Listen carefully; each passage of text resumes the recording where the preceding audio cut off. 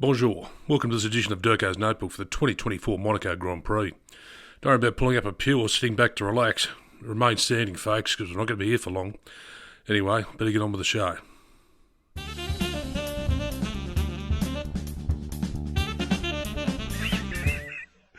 You wouldn't fucking read about it. So F1 has returned to its oldest circuit, the Circuit de Monaco, and I think we've got to the point in the F1 life cycle of racing that the series has actually outgrown this circuit. I've always liked it, been a fan of it, had seen plenty of great action and races there over the years. But as through a voice message I got today from Tony Dunn on Ireland, he said it's a situation that the cars have outgrown the circuit. They're too big, they're too fast, they're too wide, too long, too everything. So, I mean, it would be financially not viable for them to go back to a one-off smaller car just to suit this circuit. Maybe for 2026 the new regs will bring about a smaller car. I don't know, but it's got to the point that it's just becoming a boring event and there is nothing really great about it.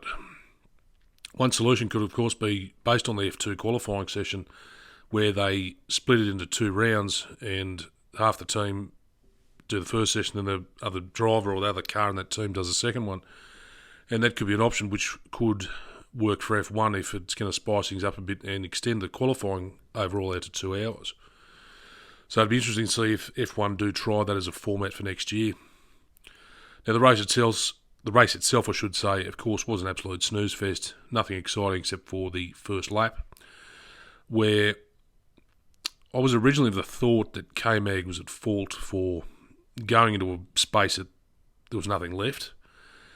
But then was Checo in a position that he could see K-Mag was coming up beside him. They both at fault, then cancel each other out to become a racing incident. I mean, the Hulk was an innocent victim of the whole shit fight, but I think K-Mag's probably the bloke that was more at fault than Checo because he was going up a disappearing piece of real estate that was closing in on him at a rapid rate. Of course, the idiot of the day has got to be Ocon for his move on his teammate Gasly when he tried to turn his car into an aircraft and take off. So, I mean, and the boss at Alpine has been quite adamant in the media to say there could be a lot of action taken against Ocon, even a race ban internally within the team to just remind him who he is and where he is driving to no longer take out his teammate because they've got a history of together of not getting along, and this may spark that falling out again between the two of them as teammates.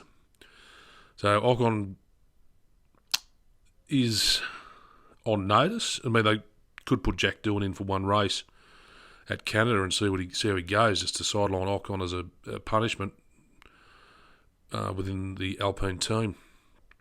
So the race went on, of course.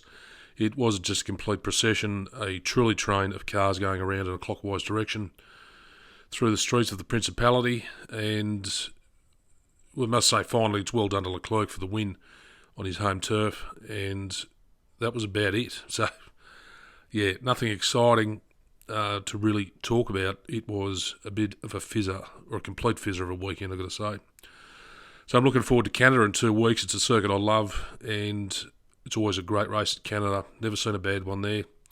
So I shall see you in a couple of weeks' time, and until then I say au revoir. It'll be ça va from Montreal. Thanks for watching. Bye-bye.